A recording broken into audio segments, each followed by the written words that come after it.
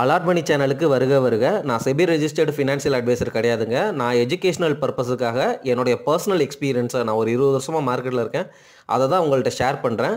நீங்கள் எந்த முடிவு எடுக்கிறதா இருந்தாலும் உங்கள் நிதி ஆலோசகரை அணுகி அதுக்கப்புறம் பணத்தை போடுறதை பற்றி முடிவு பண்ணுங்கள். நன்றி.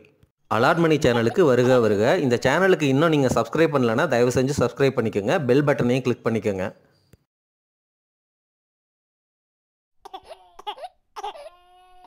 உங்ககிட்ட ஒரு நிலமோ அல்லது வீடோ இருக்குது. அதை நீங்கள் 50 லட்ச ரூபா கொடுத்து வாங்கியிருக்கீங்க.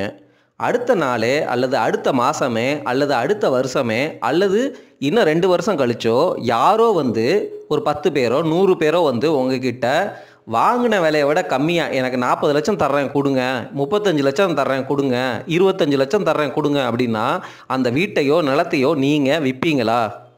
விற்க மாட்டீங்க தானே? அதே மாதிரி தான் ஒரு நல்ல பிஸ்னஸ், ஒரு நல்ல ஸ்டாக்கை நீங்கள் வச்சுருக்கும் பொழுது மார்க்கெட் கிராஷ் ஆகி விலை கீழே விழுகுது அப்படிங்கிறதுக்காக நீங்கள் விற்கிறது அந்த மாதிரி வீட்டை விற்கிறதுக்கு சமானம் அப்படிங்கிறத புரிஞ்சுக்கோங்க.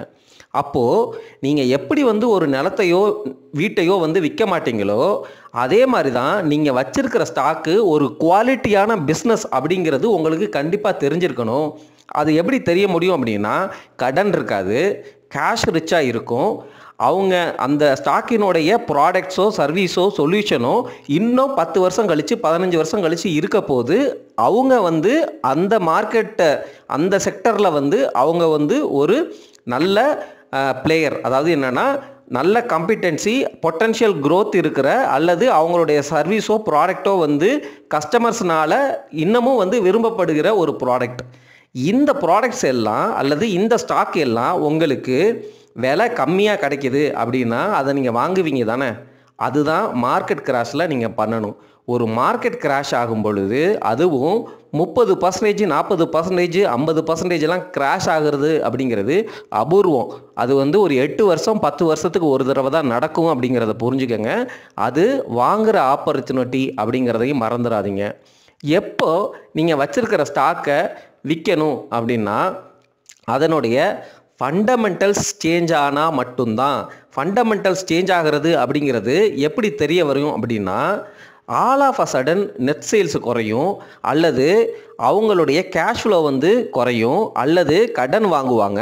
உங்களுக்கு அவங்களுடைய ஃபண்டமெண்டல் அனாலிசிஸ் நான் சொல்லித்தந்த ratio, return on equity, return on capital employed, அந்த ஃபண்டமெண்டல் அனாலிசிஸ் பிளேலிஸ்ட்டே இருக்குது நம்ம சேனலில். அதெல்லாம் பார்த்துட்டு அந்த ஃபேக்டர்ஸ் எல்லாம் நீங்கள் ஒரு 3 மாதத்துக்கு ஒரு தடவை 6 மாதத்துக்கு ஒரு தடவை அந்த கம்பெனியை மானிட்டர் பண்ணும் பொழுது ஃபண்டமெண்டலாக ஷிஃப்ட் ஏதாவது நடந்திருக்கா, அதாவது அவங்க பண்ணுற ப்ராடக்டை விட நல்ல ப்ராடக்டை சீப்பான விலையில் வேறு ஏதாவது காம்படிட்டர் வந்துட்டாங்களா, இந்த கம்பெனினால் அந்த காம்படிஷனை சமாளிக்க முடியலையா, இந்த மாதிரி ஃபண்டமெண்டல் சேஞ்சு, அல்லது இவங்க ஒரு கோட்டக் மாதிரி ஃபிலிமில் ஃபோட்டோ எடுக்கிற டெக்னாலஜி உள்ள கம்பெனி, ஆனால் டிஜிட்டல் டெக்னாலஜி இந்த டெக்னாலஜியை அழிச்சிருச்சு, அல்லது இவங்க ஒரு பேப்பர் இண்டஸ்ட்ரி. இப்போல்லாம் யார் பேப்பர் படிக்கிறா, எல்லாமே இன்டர்நெட்டில் மொபைலில் படிக்கிறோம்.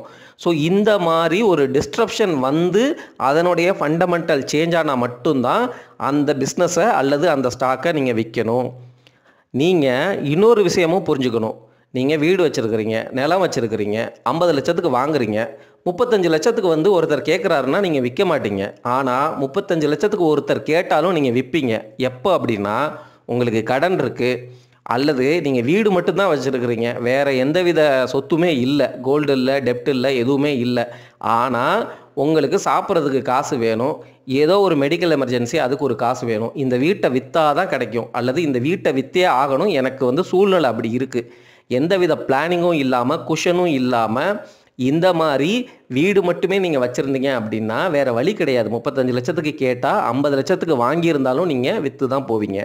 அதனால தான் financial planning, investment planning, diversification, asset allocation இதெல்லாம் ரொம்ப ரொம்ப முக்கியம். மார்க்கெட் கிராஷ் அப்படிங்கிறது உங்களுக்கு கிடைக்கிற அபூர்வமான வாய்ப்பு. அந்த வாய்ப்பில் நல்ல ஸ்டாக்ஸு பிக் பண்ணுறேன்னு ஒரு பதட்டத்தில் போய் கண்ட ஸ்டாக்கெல்லாம் வாங்குறதுக்கு பதிலாக நீங்கள் இண்டெக்ஸில் போட்டு விடுங்க. அப்போ பார்த்தீங்கன்னு வச்சுக்கோங்களேன், நிஃப்டி 50 நல்லா 30% 30% to 50% கிராஷ்னா என்ன, நிஃப்டி 50 நிஃப்டி இண்டெக்ஸே 30% உடஞ்சிருக்குன்னு அர்த்தம். நீங்கள் சிம்பிளாக அதில் பல்காக வாங்கலாம், அல்லது நிஃப்டி நெக்ஸ்ட் 50ல் பல்காக வாங்கலாம், அல்லது தீமேட்டிக் இடிஎஃப்ஸ் எஃப்எம்சிஜி பிஸாக இருக்கட்டும், இல்லை வந்து ஐடி பீஸு, ஃபார்மா பீஸு அல்லது ப்ரைவேட் பேங்க் பீஸு, உங்களுக்கு எது புரியுதோ அல்லது எந்த மியூச்சுவல் ஃபண்டு டைரக்ட் ஆப்ஷன் உங்களுக்கு சீப்பாக உடஞ்சிருக்குன்னு நினைக்கிறீங்களோ அதிலலாம் பல்க் இன்வெஸ்டிங் பண்ணலாம், கண்டிப்பாக பண்ணணும். எப்போ அப்படின்னா இந்த மாதிரி அபூர்வமான 40% கிராஸ் சிச்சுவேஷன்லாம் வந்துச்சு அப்படின்னா. ஆனால் இந்த 40% கிராஷ் சிச்சுவேஷனில் ஒரு ஸ்டாக்கு 50% உடஞ்சிருக்கும். இந்த ஸ்டாக்கு 50% உடஞ்சிருக்கே, 40% விட 50% உடஞ்சிருக்கே அப்படின்னு சொல்லி அந்த ஸ்டாக்கை வாங்கினீங்கன்னா அங்கேயும் நீங்கள் தப்பு பண்ணுவீங்க. என்ன அப்படின்னா 50% உடஞ்சாலும் அந்த ஸ்டாக்கினுடைய வேல்யூவேஷன் வந்து இந்த 40% உடஞ்சதுக்கு ஈக்குவலாக இருக்காது. உதாரணமாக இப்போ இந்த கல்யாண் ஜுவல்லர்ஸை வந்து பார்த்தீங்கன்னு வச்சுக்கோங்களேன், வெறும் 60 ரூபா இருந்த ஸ்டாக்கை எங்கேயோ கொண்டு போய் வச்சுட்டாங்க. சரியா? அது 40% எப்பயோ உடஞ்சிருச்சு. ஆனாலும் நீங்கள் 40% உடஞ்சிருச்சு, மார்க்கெட் வெறும் 10% தான் உடஞ்சிருக்கு, நான் கல்யாண் ஜுவல்லர்ஸ் வாங்குறேன் அப்படின்னு நீங்கள் கேட்டிங்கன்னா அது வந்து நீங்கள் பண்ணுற மிகப்பெரிய தவறு. ரீசன் வந்து என்னென்னா அந்த ஸ்டாக்கினுடைய வேல்யூவேஷன் பாருங்கள், PBI ratio, cash flow, ROE, ROC பாருங்கள். ஃபண்டமெண்டலுக்கு அகெயின்ஸ்டாக சும்மா வந்து ஸ்பெக்குலேஷன்னால அந்த ஸ்டாக்கை வந்து எங்கேயோ கொண்டு போய் வச்சுட்டாங்க. சரியா? இப்போ அந்த ஸ்டாக் வந்து அதிகமாக கரெக்ட் ஆகும். அந்த மாதிரி ஸ்டாக்ஸை பிடிச்சிட்டிங்கன்னு வச்சுக்கோங்க, இன்னமும் வந்து நட்டத்தில் தான் வந்து அது முடியும் உங்கள் இன்வெஸ்ட்மெண்ட். நான் சொன்னது உங்களுக்கு ஓரளவு புரிஞ்சிருக்கும்னு நான் நினைக்கிறேன். உங்களுக்கு கிளாரிட்டி இல்லை அப்படின்னா கமெண்ட்டில் கேளுங்க, நான் இன்னும் வந்து ஃபர்தராக வீடியோ போடுறேன். நன்றி.